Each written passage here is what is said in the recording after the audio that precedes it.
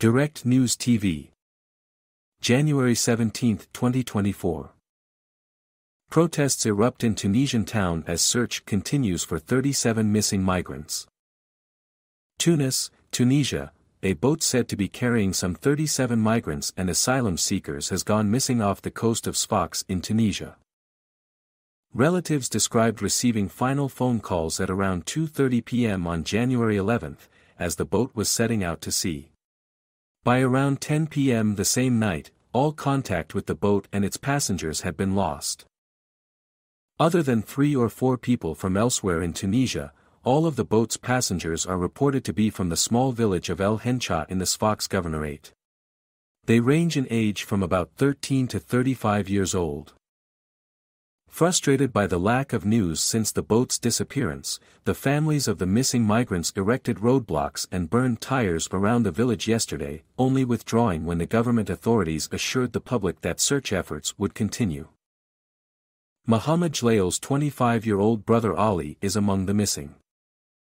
"We haven't heard anything about him. Nothing. It's torturous," Mohammed told Al Jazeera by phone. "We're desperate for a piece of news on them," he continued. "They were all our neighbors and friends.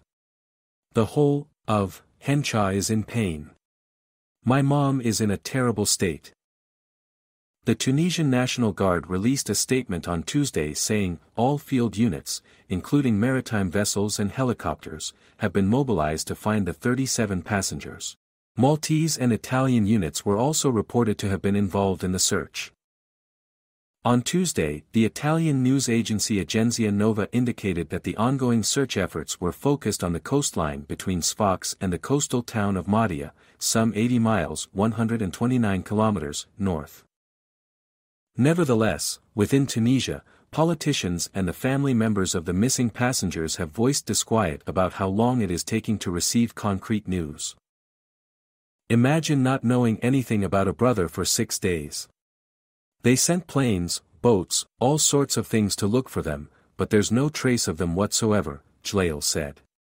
"Tunisians, Italians, Libyans. Everyone is searching, and yet they can't find anything. It's so strange." Majdi Karbai, a member of parliament responsible for Tunisians overseas, told Al Jazeera that the missing migrants and asylum seekers were the latest victims of Europe's migration policies. He criticized the European Union's efforts to control irregular migration along its southern border as endangering lives. Karbai added that he was in contact with family members in El Hencha. The continued absence of information about the lost boat was troubling to residents there, he explained. He worried that the situation could trigger unrest, as happened after another vessel sank in 2022. The southern Tunisian town of Zarzis lost 18 inhabitants in that shipwreck, leading to protests denouncing the speed of the rescue effort and the economic conditions that prompted the fatal voyage. Tunisian President Kais Saied eventually intervened to help quell ill feelings. "This is bad," Karbai said of the current situation in El Hencha. "This could be very bad, like Zarzis." Poverty and the absence of employment prospects within Tunisia often drive locals to depart for new lives in Europe. Other migrants, however, arrive on Tunisia's coasts from elsewhere across the globe, particularly from impoverished and conflict-stricken areas of sub-Saharan Africa. Both Tunisia and neighboring Libya are key departure points for those looking to travel irregularly by boat to Europe.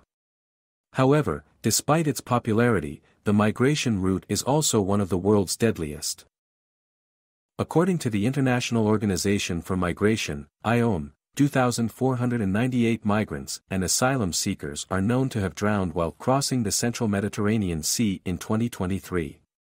The true figure is likely far higher.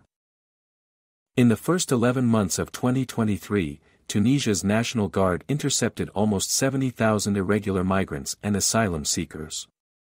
Of those, 77.5% had traveled to Tunisia from across Africa. The remainder came from Tunisia itself.